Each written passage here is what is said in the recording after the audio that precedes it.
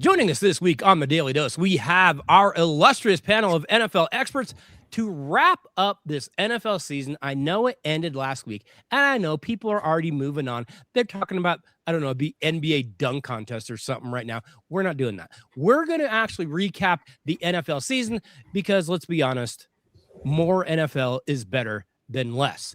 First up, we have president of the Daly Dose I-Team that finds the stories that no one else can find, West Virginia Mountaineer and disappointed Philadelphia Eagles fan, Big Rob. Rob, do you blame head coach Nick Sirianni or wide receiver A.J. Brown for the Eagles' demise? Both. They equally share the blame. That's fair. That was a partnership. You could see in that playoff game. Came off the side, they get into it, and I just went, well, it doesn't look good. It looks like it's going poorly. Next up, we have Mike in Castle Rock out on those Colorado plains. Mike, our Denver Broncos totally overachieved this year. Why don't we feel better? It might be because of the way they won a lot of those games. Yeah, maybe so. I mean, and against bad teams, they played to their competition every week, except for Jacksonville. Every week they played to their competition. You know, you go across the pond and you score 11 points against the Jets or whatever that awful game was. Had to bunt in a home run. Yes. Oh, I mean, it was. That might be why. Is just maybe so. Last year though we lost all those games, so that is a step forward, but. Played a last place schedule or second to last place schedule, and next year it's a first place schedule. So that's part of it. Gonna ramp up for sure.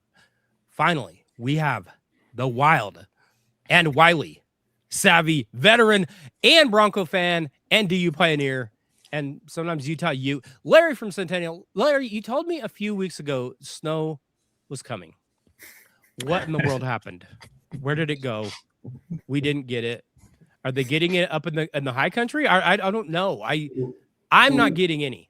We got a whopping 2 inches over the weekend in the mountains. Is there something we can do? Is there some sort of dance? There is no dance. There is. Well, if I told you there was a dance, would I get you to do it? Maybe. We are holding out for late season, March and April skiing. So don't give up just yet, my friend. Okay. Yeah. That's what I'm hoping for, because I mean, I'm not really someone that goes to temple, but if that's what I have to do to get the snow to fall, I know, there are people that can control that weather. Maybe that's something we need to do. Gentlemen, if I had bet that an Indiana quarterback would win the Heisman, Indiana would win the national championship, and Sam Darnold would win the Super Bowl, how many houses could I have won? I could have won all the houses, all of right? A lot. We knew it was a wild year. We knew it was a crazy year. We've talked about it all year. We talked about it at the beginning of the year. This could be a wide open free-for-all that no one can predict, and that's exactly what we ended up with. Of course, the Seattle Seahawks won Super Bowl 60 over the New England Patriots in dominating fashion in a game that put most everyone to sleep. Did anyone stay awake for the whole thing? I was awake. I was awake, but okay. I was barely awake. Yeah, it was tough. It was hard. And what was crazy is the fourth quarter actually finally saw a little bit of action, but by then who cares? Like, you already knew the outcome. It didn't matter. So it was just one of the most boring Super Bowls ever. And I'm okay with the defensive game. I'm okay with a well-played defensive game. That wasn't what we got. We got bad offense. We got terrible quarterback play. That was not a fun Super Bowl on any level. And Rob, I'll be honest, I would have rather had the Eagles in it. It would have been more fun to watch, at least. Yeah. Like you said, it wasn't super slow first half. I think it was all field goals and just like you said, it was outside of a couple of nice blitz packages. I mean, there was really nothing going on in that first half. No, Mike, you and I were talking from the very beginning, and even though it was like 3-0, 6-0, we were like, it feels like the dam is about to burst, and this is going to get ugly, and it did. That's exactly what happened. I don't know what New England was thinking. Well, I don't know. I mean, Will Campbell. Ugh, that was rough. I don't know. Everybody was calling New England out for having the easiest schedule since 1999. Yeah. And they had the worst offensive postseason performance of a team to get into the Super Bowl pretty much ever. And boy, did it come to roost. It was just so bad. The AFC Championship game, they were gifted a touchdown. Otherwise, they don't score other than a field goal. Yeah. That was just so bad. I think they were overhyped all year, and it definitely showed. Yeah, it did. And you wonder, was Drake May injured? Was that a problem? I know they were talking about the shoulder being a problem. He certainly couldn't throw it. That was horrifying to watch. But man, I never saw an adjustment. I never saw hey, we know the pressure's coming. We're going to give him some really quick throws to get rid of the ball, get it out of his hands. They never did that. Josh McDaniels stood over there and was just like, I don't know. I guess this is just what we're going to do. It just very bizarre. Okay. Prior to the Super Bowl, though, the Pro Football Hall of Fame announced their latest class of inductees. The class will be led by quarterback Drew Brees, one of just two quarterbacks to throw for over 80,000 yards in his career. Wide receiver Larry Fitzgerald gets in. He finishes his career second only to Hall of Famer Jerry Rice in career receptions and receiving yards. Linebacker Luke Kuechly, kicker Adam Vinatieri, and running back Roger Craig will be the rest of the finalists there. But people we will not be seeing go into the Hall of Fame will be New England Patriots head coach Bill Belichick, who was a finalist on the coaches subcommittee, and New England Patriots owner Robert Kraft, the finalist for the contributors subcommittee. I'm going to go around the horn and I'm going to ask each of you, Rob, why were they both left out? As I understand it, it's the voting process, or at least that's what they're saying. The way the that's what they're votes saying. go. But maybe just a little bit of hateration there. Could have been a little bit of part of it. A little bit of spite might have been mixed Just in with that. Mike, you see anything different there? Not really. I mean, it goes to show you that the human element comes in a little bit too much with it, rather than just looking at the product. They take a broader view. The fact that their kicker gets in and neither the coach or the owner gets in, I don't know. It's call it political, call it whatever. I don't know. He's not the most charming person, but I can't stand the guy. But I don't know how he's not a first ballot Hall of Famer. Larry, do you have any insight as to why those voters might have left these two guys off the ballot? I don't, other than what these fellows have said. Well, one other thing. Let's have it. The cheating scandal, right? I mean, a head coach is the CEO, and what happens on it seems like a very, very long time ago, but those things did happen. I don't know how they impacted the game, but they served hefty penalties for him. So, and there is something to say, if you want to be liked by the NFL, which includes the Hall of Fame, right? Bill Belichick never went, any farther than he had to PR wise. So, and you have to live with that if you're him. And I don't know. I haven't heard him complaining about it. So I don't know if he, expects it or what, but you live with your actions, and that may be one of them. Maybe I was really surprised. I mean, if you look at Kraft's track record and what he did with the Patriots, very impressive. Not unlike somebody, in our town. He deserves to be in, and he'll be in. He'll be in. Yeah, it's a matter of time. It's kind of a slap on the wrist. Mike, what were you going to say? I was just going to say maybe in a few years he'll get in for his girlfriend's 21st birthday. That is fair. Rob, they won't do this to Tom Brady, right? No, I don't think so. I think I think Brady gets in right away, because I think there is something to be said for, it is a coach, and an owner, which is a little bit different from a player. And then also going back to the voting system too, which people have talked about this before, but the tier system is something that, probably would help, I think.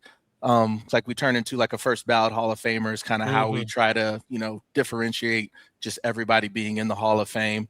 And like I said, I know it's been mentioned before, if you kind of have levels to it, I think that would help out a lot. I am all for levels. I have said, and I've said it here on the Dose, you've got kind of the pyramid going, the best of the best go to the top. Even, you look at baseball, you've got the steroid guys. Hey, the steroid guys should be in. Mark McGwire should be in. Sammy Sosa should be in. We know that. Should they be maybe in the basement behind the beaded curtain that you have to like walk through, that you kind of, oh, well, what section is this, that you all act surprised that you're walking in? Maybe, but they're in. I mean, I would be fine with that kind of a tiered system. I don't have any problems with that. I wouldn't think Brady would get held up by this. Maybe this is just a wacky coincidence that it was just, the format that it is. Maybe it just happened to be both of those guys. Or maybe they're like, hey, we know you did something. We know you guys were cheating, and you weren't cheating one time.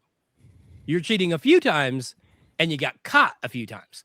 Yeah. So it probably happened more maybe than even we know, but I still go back to this. When they hammered them as much as they did, for the Deflategate stuff, that wasn't the judgment of a, hey, stop doing that. That was a judgment of, hey, I've told you before, stop doing that. And you smack the kid's hand.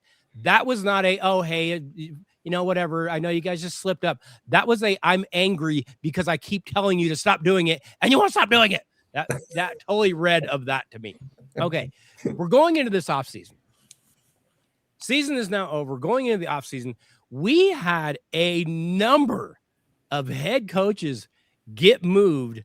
I want to go through the list here real quick, and then I'm going to go around the horn and see which hires you like and maybe which hires you don't like. But we had 1, 2, 3, 4, 5, 6, 7, 8, 9, 10 coaching hires and fires. Let's go through these very quickly. The Arizona Cardinals fired Jonathan Gannon, and they hired Rams offensive coordinator Mike LaFleur. The Atlanta Falcons fired Raheem Morris and hired Browns head coach Kevin Stefanski. The Baltimore Ravens fired longtime coach Jim Harbaugh and hired Chargers defensive coordinator Jesse Minter. The Buffalo Bills fired longtime head coach Sean McDermott and promoted offensive coordinator Joe Brady to the head job. The Cleveland Browns fired Kevin Stefanski and hired Ravens offensive coordinator Todd Monken. The Las Vegas Raiders fired another head coach in Pete Carroll and hired Seahawks offensive coordinator Clint Kubiak. Good name, although he doesn't know how to spell it. Miami Dolphins fired head coach Mike McDaniel and hired Packers defensive coordinator Jeff Hafley. The New York Giants fired Brian Daboll and hired Ravens head coach Jim Harbaugh. The Pittsburgh Steelers fired longtime head coach Mike Tomlin and hired former Cowboys head coach Mike McCarthy. The Tennessee Titans fired Brian Callahan and hired San Francisco 49ers defensive coordinator Robert Saleh. Rob, that was a lot, but I'm going to throw it out to you. Are there any of these? Is there a hire here that you look at and you go, they might have actually got a good one? That might actually be a good fit. Yeah, for me, the last one you mentioned, Titans hiring Robert Saleh. I thought he was good with the Jets, just kind of, just a bad deal because it's the Jets. It's the Jets. Did a good job last year as the DC there in 49ers. So this is a guy that I think can coach. Like I said, not a whole lot of talent there, but as far as, coaching hires go, I think that's a good one. Okay. I like that one. Mike, you got anything different? What coaching hire did you like? Yeah, I agree with Rob. I like Saleh as well. Kubiak's interesting to me. Agreed. Boy, but he's kind of walking into a mess there. But I'm going to take the low-hanging fruit and say Harbaugh to the Giants. I mean, they've got good young talent. I think he could do something with it there. You would hope so. My concern with Harbaugh is what he's had these past few years and has done nothing with. And now I'm starting to go, is he what we thought well, I'm not so sure now. Larry, is there a coaching hire here you like? Yeah, I'll go with Stefanski. I think anytime you're getting fired by the Browns, you got to look at that as a compliment, right? It's a win. It's definitely a win. It is a huge win. No, I think he's a good coach. I think that, look, coaches get fired. Not all the time is it because of what they're doing. It's because whatever personnel they have is not that great. And I think that was absolutely the case in Cleveland. So I'll take him in Atlanta. I think they got some talent, and I think he's a good coach. All right, Rob, we're going to flip it. Is there a coaching hire out there that you look at and just go, good luck, this doesn't seem like a good fit? Yeah, Mike McCarthy to the Steelers. I can see where you let go of Tomlin just because you need a change, but then the guy you bring in, I don't know how much that's really going to change, or kind of just what they're looking for. So that's the one to me. Like I said, I can understand why you wanted to get rid of Tomlin despite the winning record. Just, a new voice in the locker room, that makes sense. But to replace him with McCarthy, I don't see that one. That one confuses me. I don't get it. Maybe I'm missing it. Mike, you have a different one. What do you have for coaching hire that makes the least amount of sense to you? I don't have a different one. That's the exact same one I was going to say. I mean, they have a history of having 3 coaches in the last 40 odd years. This isn't going to continue that streak. No, it isn't. This one just baffled me. I don't know what they were thinking. What, trying to pair him and Rodgers together for one more shot at glory? I don't get it. I don't understand it in any way. Larry, what about you? Got a coaching hire you don't like? No, because I think I don't know that any of these actually you can point to and say, fantastic, right? Like or otherwise or terrible. I don't know. And you guys are probably right about Pittsburgh. I just would say that I'm really interested in watching what happens with the Raiders. It'll be interesting. They just always seem to, have top draft picks that they can't do anything with. Of course, we know the guy or the guy's father fairly well. I'm assuming he knows what he's doing, but the younger green coaches that go to teams that are terrible are always fun to watch. So there's going to be a few of those. It'll be very interesting. I have heard it compared to this, but firing Mike Tomlin and hiring Mike McCarthy feels a lot like someone pooped their pants and decided to change their shirt. Okay, moving on. We're going to move on to a few awards. I've got a few awards that I want to hand out. I've got everyone queued up. We're going to hand out a few awards. If you were going to hand out a pleasant surprise, a team that surprised us in the best way, a team that maybe overachieved or was better than expectations, Rob, who would your pleasant surprise team be this year? I'm going to give it to Chicago Bears. Just the run they had, some of those finishes in the games. A team I think we all said would be a little bit better, with the new coach and everything, with a definite coaching upgrade. But the way they went through the season, how their season ended, that's a team that I thought was a pleasant surprise. Definitely. Chicago is very, very improved and even better than we expected. We expected them to be better. I don't know if I expected them to be, NFC championship kind of better. Vast improvement there. Mike, what about you? Who's your pleasant surprise? Low-hanging fruit, but I'm going to say the Seahawks. I mean, second year into that head coach, making the trade for Darnold, who had one good year, but previously I was used to fall off. Getting rid of DK Metcalf, making a lot of changes, and making it work. And that's a gauntlet of a division to go through and win the division. And make it all the way to the Super Bowl. And it wasn't a difficult Super Bowl for them, but no. I think and it's a pretty good young team, except the quarterback's not super young, but I like what they're doing out there. Yeah, Seattle obviously overachieved and did some huge things. You took my pick as well. I expected them to go kind of 9-8 and be kind of a middling team and maybe battle for a playoff spot. To go win the whole thing, no, impressive. And a physical team, way more physical than I expected. I give Seattle a lot of credit. Larry, what about you? Finish this off. Who's your pleasant surprise? Well, I was going to say Chicago, but a close second would be Jacksonville. I mean, everybody always thought that they had the potential to win the division and all that kind of stuff. Well, they did. and they didn't totally, mess it up.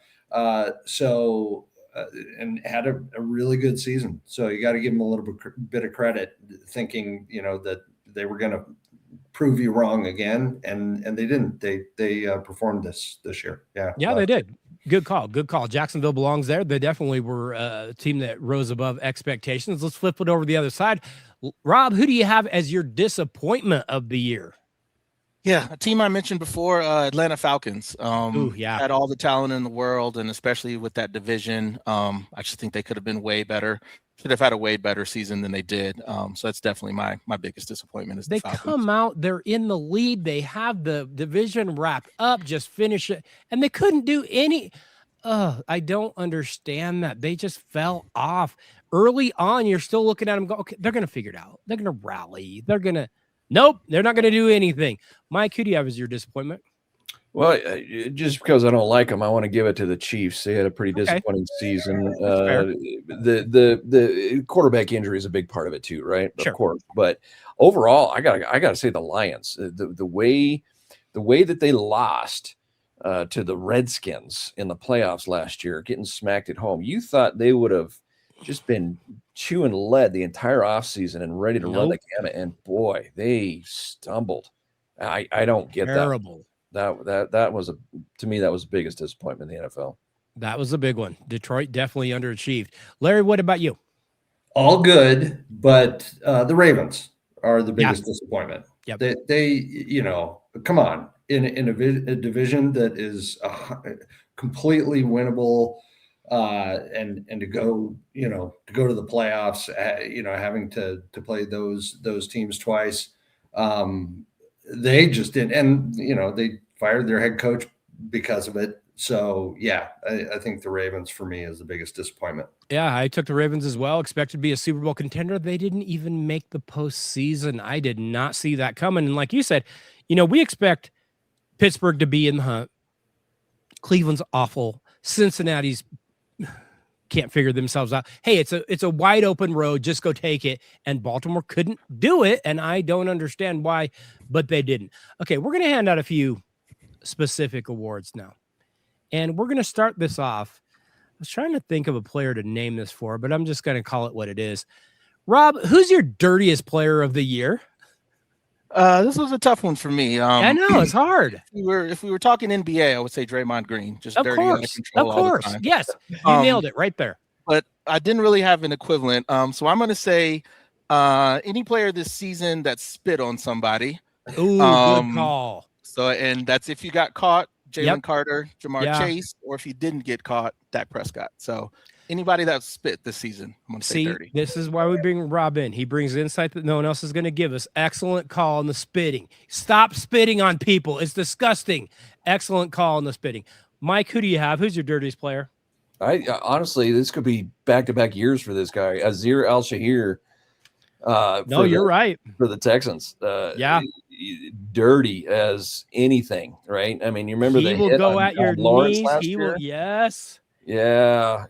He got many flags this year for unnecessary roughness. So I think he's got to be the dirtiest player in the league. Good call. I like that one. Larry, what about you? Dirtiest player of the year. Who do you have? Well, I took it literally. Okay. And so I'm taking the guy who's on the commercial when his mom tells him his uniform smells like hot dog water. Oh, yeah. I don't know who it is. I don't know who that is either, but I know what you're talking about. And that's fair. Yeah. So no, I did take Carter. He led the season off doing that, and it just kind of stuck in everybody's minds.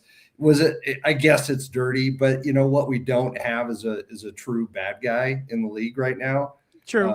Like Ndamukong Suh, right? Yeah. Everybody's playing nice, I guess. Now I know, that's probably not the truth. People get into, little dust ups here and there, but yeah, we don't really have that kind of thing. I've got a guy here.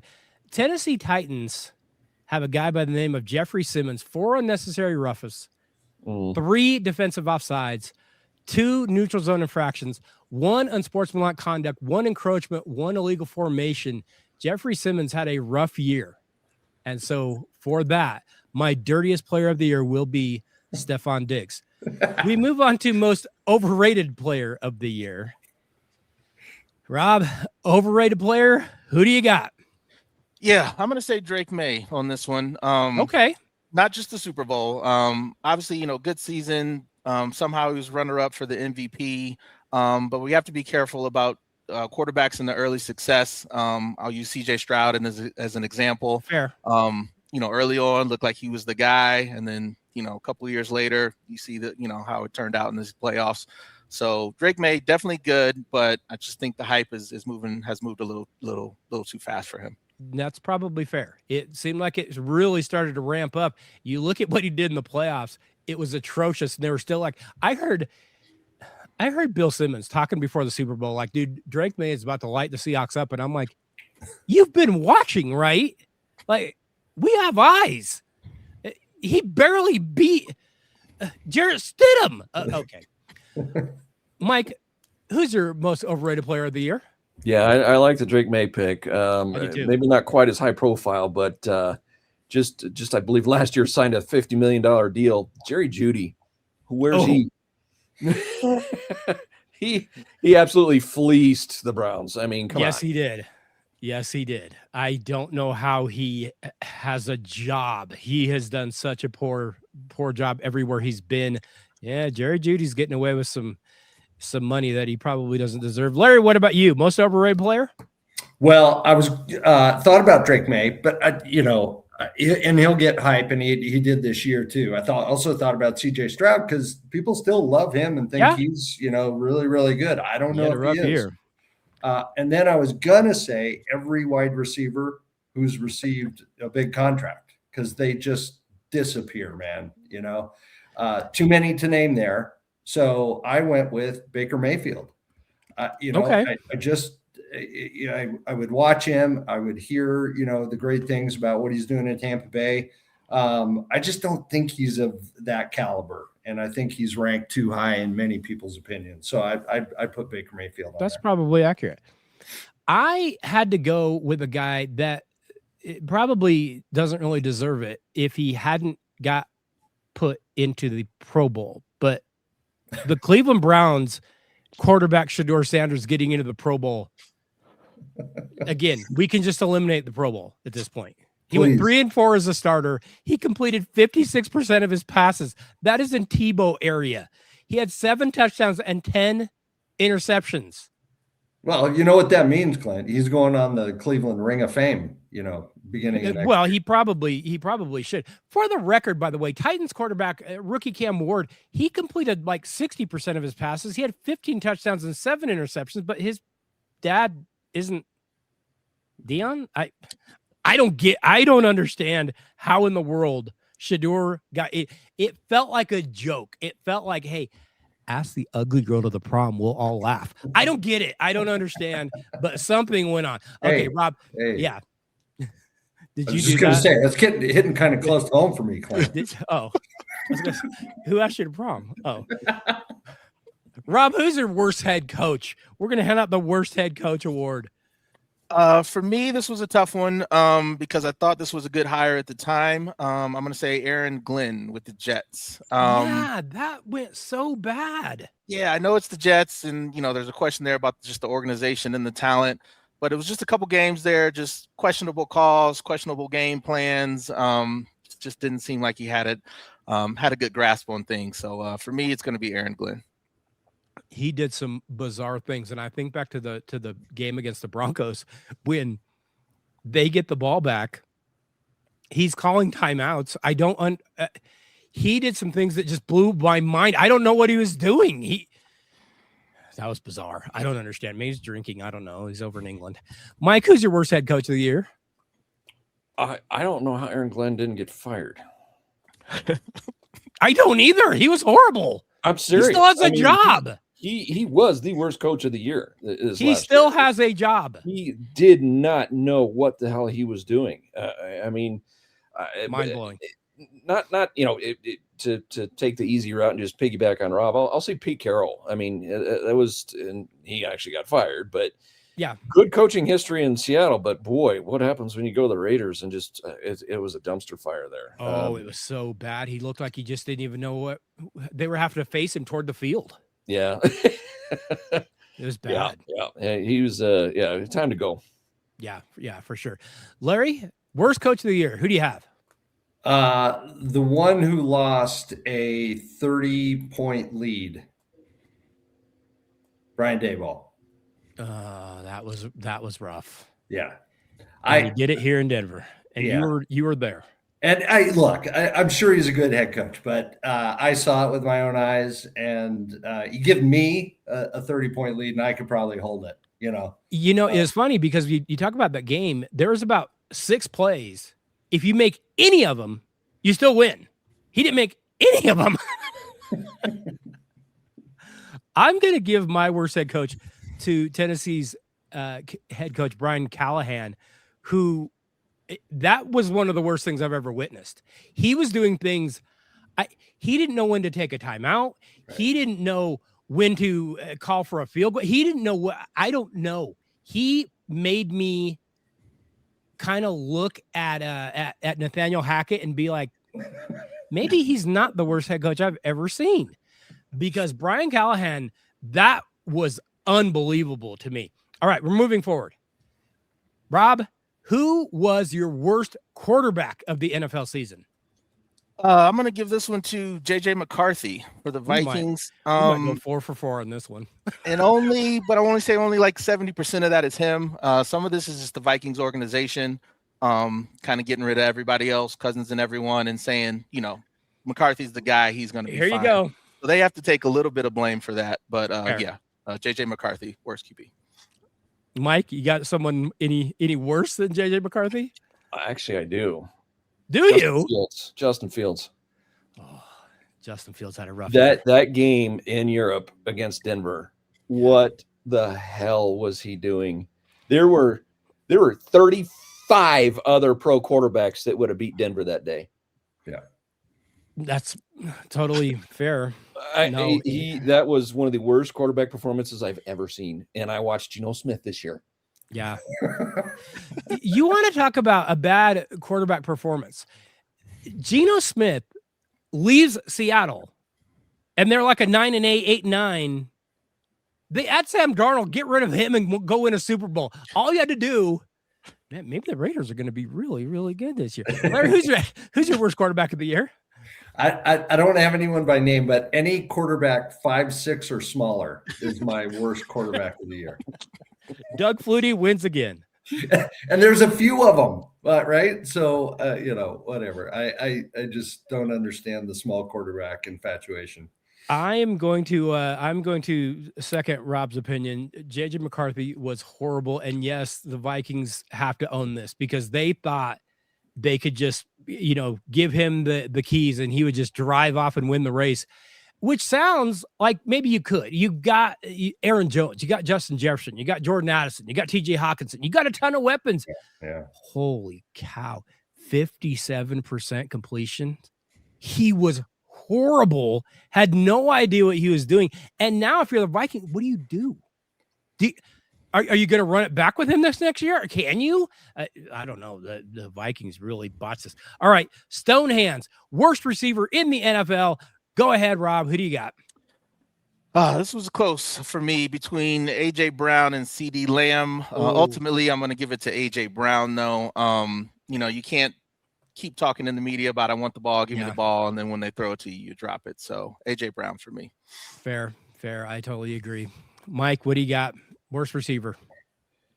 Well, unfortunately, we here in Denver have 2 of the top 10. So if you grouped the Denver receivers as a group, we'd be right up there. But I just went with straight statistics, and the most drops this year was actually Jameson Williams. Yeah, he had a bunch, and my wife had him on her fantasy team. Oops. Larry, who do you got? Worst receiver? What's your Stonehands award? Yeah, not to pile on, Rob, but yeah, A.J. Brown. I mean, when it mattered the most, right? And that's when we're watching. So that's what kind of sticks in your mind. You can't talk that game and not back it up. So that's who I had. I will go with Mike's earlier target, and I will go Cleveland Browns, Jerry Jeudy. Targeted 106 times, had 50 catches. That's actually pretty amazing. Jerry Jeudy is awful at football. All right, we're moving on. Who is your best free agent bust? Rob, who's your busty free agent of the year? I went Evan Ingram on this one. And again, part of this might just be the team a little bit because there was just so much hype around. This was the guy, this was the piece we needed, and that just really didn't pan out. So I'm going to say Evan Ingram. Yeah, Evan Ingram here in Denver. We thought he was going to come in and take over. Hey, he's going to be the next Jimmy Graham. It turned out he's more like Billy Graham. He had 1 touchdown all year. Mike, who do you have? Bust of the year, free agency wise. Yeah, Evan Ingram was a big one. So was Dre Greenlaw. Hoping to heal up this year because that was Huafonga was an amazing pick. But I'm actually going to double dip and say Justin Fields, free agent signing for the Jets. That's fair. Coming in and being straight up garbage. He was terrible. Larry, you got a busty free agent for us? I have Greenlaw. Right. Do you? Okay. Yeah. I think Ingram was a close second, and it kind of wild that Denver, I think, had, the best, I think, Hufunga, right, Mike? And then, but Ingram was bad, but I thought Greenlaw could have really made a big difference, and he just didn't really show up game over game. So wow, we all went with Broncos. I've got Evan Ingram as well. Did not go very well for the Denver free agent signings. Aside from, like Mike said, Hufunga had a phenomenal season. He might have been it. Rookie bust of the year, and that was a little bit tough. But when I went through and tried to look for that, a little bit hard to find a rookie bust because how much are you really expecting? How much you're really planning on? Rob, who's your rookie bust of the year? Yeah, to your point, again, some of this is just the team was bad, but I went with Ashton Genty down there at the Raiders. Like I said, I think, his best days are clearly going to be ahead of him. Sure. Like I said, that team was kind of a mess, but didn't see like a whole lot of flashes really. I mean, in the middle of the season, like a little bit, but just kind of faded out. Like I said, a lot of that's probably with the, because of the team, but I'm going to say Genty. Okay. Mike, rookie bust of the year. Who do you have? For where he was picked and how he performed, especially when the lights were on, Will Campbell. Will Campbell struggled. Yeah, he was bad. 4th overall, and wow. If you're picked that high, you would expect to be average to above average, maybe as a tackle, and he got worked. He looked like a Tyrannosaurus Rex out there trying to stay in front of people. Larry, who do you have? Rookie bust of the year. I had Matthew Golden. I thought he was going to be better as shown by my by electing him on my fantasy team. But he did not. And, he theoretically has, top-notch quarterback, good offense, and first rounder. So and it kind of looked like when they got him, when he went to Green Bay, you're like, oh, what a perfect fit. But he's gonna go up there and explode. He didn't really do much of anything. This is totally unfair. The guy I'm gonna pick. But remember where he was taken. Again, you're talking about a top 5 pick. And the Jacksonville Jaguars had talked about playing Travis Hunter on both sides of the ball, but it turns out being 110 pounds doesn't actually lend itself to playing both ways in an NFL football game. Travis Hunter played 7 games. He had 28 catches. Honestly, defensively, he might have been worse. So, yeah, I went with Travis Hunter. He was injured. I get that. But when he was on the field, he really wasn't that impressive. Got one more award to hand out, our final award of the day. And we're going to go start naming some of these awards, I feel like. I need to put some names in these. But, Rob, who was your it's probably time to retire guy this year? Yeah, I think Rogers is the safe answer, but I'm going to go off the board here. And I'm going to give you Kyler Murray. Probably... I don't think you really want to play. You really want to be a gamer. The way the season ended, just don't come back. Just go ahead and call it.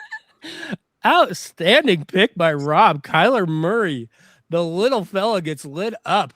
Mike, who's your it's time to retire guy? Yeah, that's a great answer, Rob. I'm going to take the low hanging fruit and say Aaron Rodgers. What are you doing? You're not you're not going to win a Super Bowl. This isn't, I just don't know what he's doing out there.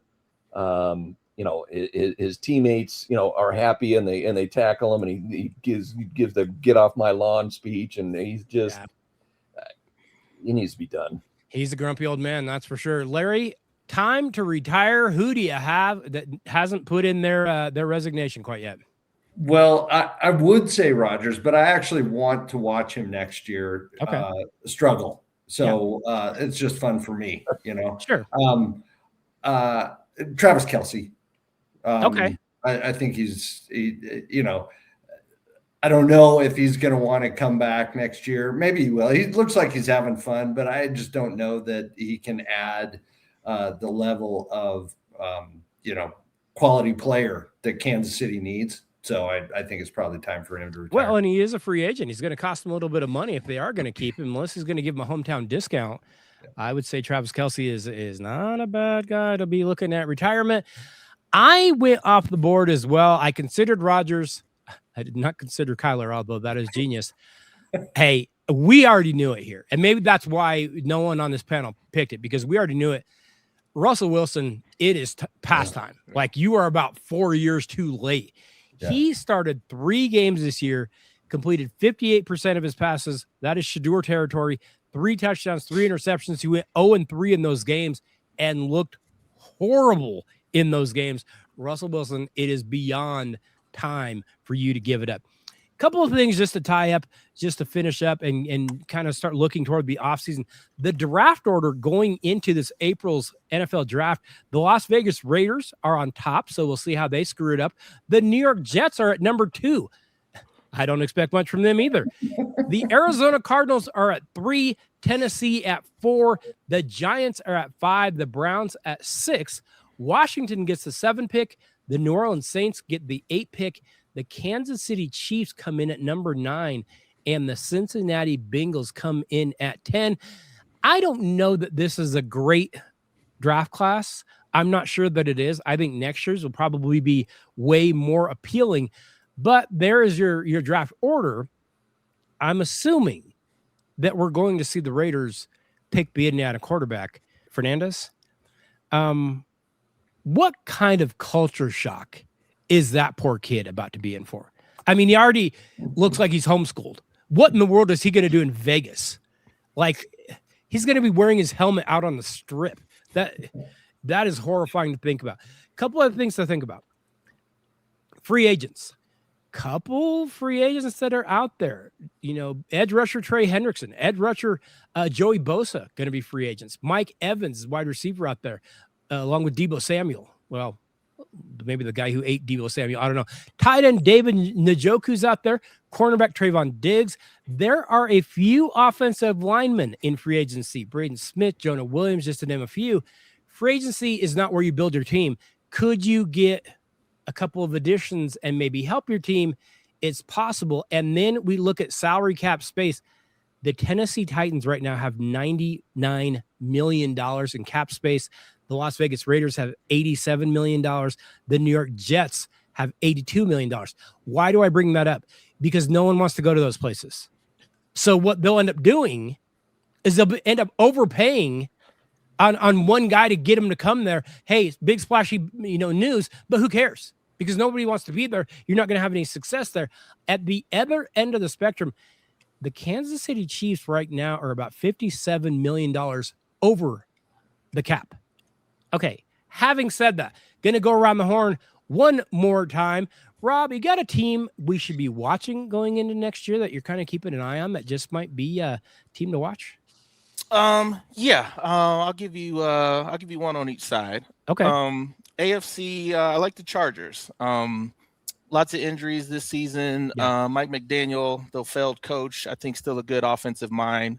So they could be interesting.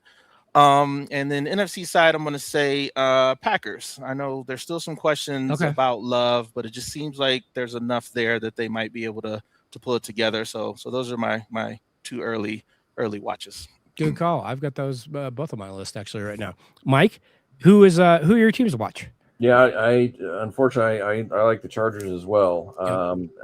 If they can stay healthy, if they can can't keep Herbert on his feet, right? I mean, it was just unbelievable what he went through this year. And then, maybe adding a little extra wrinkle with McDaniel's OC there. They lost their defensive coordinator, but Harbaugh's not going to let that defense go anywhere. So I think they're going to be a tough out this year. I think that maybe not quite to the playoffs, but I think the Giants are going to make a pretty big leap this year. If Captain Headbutt can come back to full strength and Dart, I think can be a pretty good quarterback. He might be a great young wide receiver, some talent on the defense. They can make some noise this year. I would agree with that. Larry, what about you? Who are the teams to watch going into it's interesting. I had the Chargers too, right? And I didn't look at any teams, who were who won their divisions or anything like that, because they're already, theoretically good. But the team I think I'm most interested in watching is Buffalo.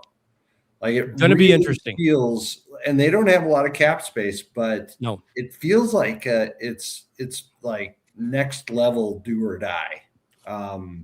They just either have to get it done or they got to blow it up. I don't know what that looks like, and I'm sure they wouldn't do that anyway. But man, how many years can you go expecting to get to the Super Bowl and win it, and just not getting it done with Josh Allen? Now a head coaching change. It feels like it's all like time to go all in on this season. Yeah. No, you're right. Buffalo sits right around $10 million over the cap right now. So they're going to have some, not that they can't change that, not that that can't all of a sudden, flip. But yeah, Buffalo is going to be a team I'm very interested to watch. I'm interested to watch Jacksonville a little bit. I want to see what they're going to do in the offseason. I want to see, if they're going to bring anybody else in, because that team looked like a team. We talked about it going into the playoffs. Hey, they might be a team to be a contender. Kind of want to keep an eye on them. Mike talked about the Giants. I had them as well. And I do like the Chargers. That franchise is snake bitten, but if they could stay healthy, you upgrade the offense a little bit. Obviously, we know Harbaugh's pretty good. He's going to get them playing tough and being physical. So yeah, all those teams I think are going to be at least in it. All right, gentlemen, the NFL season is over. College football is over. It is depressing. I am sad. At least the days are starting to get longer though. And so that is a positive. Rob, do you have any closing thoughts? Do you have any bit of brightness that you can bring our way? Because now we've got a long wait until we get football again. Yeah, I know. This is sad day. Sad day. March Madness. Yeah.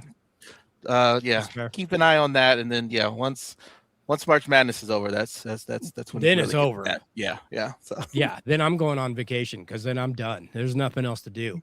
Mike, what about you? Any final thoughts? Anything you got to put us off on into the next year on a good note? Yeah, I mean, we're fortunate here in Colorado where we've got two other franchises, although both of them kind of stumbled into their mid-season breaks. True. But both are looking promising. A couple things Nuggets need to get figured out. Avs, I think, just need to get healthy, but both of them should be going deep into the playoffs. So definitely looking forward to that as a substitute from our normal football shenanigans. It's just a rough time of year. All right, Larry, finish this up. What closing thoughts might you have? Got anything for us? Any positive news to look forward to, as we have nothing else sport-wise to look forward to for a number of months? Wait, first pitch is right around the corner, Clint. So what are you talking about? You wanted good news. Soccer?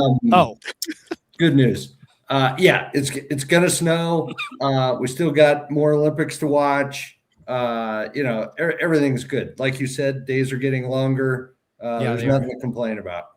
Here is my problem with the Winter Olympics, and take this for whatever it's worth, but aside from the skating kind of stuff, I look at all of it like, give me a few drinks and I could do it. So well, who's saying they're not? Oh, I know. I'm watching curling, and if you're telling me those are athletes, trust me, I'm an Olympic athlete, because there ain't no way those people are athletes.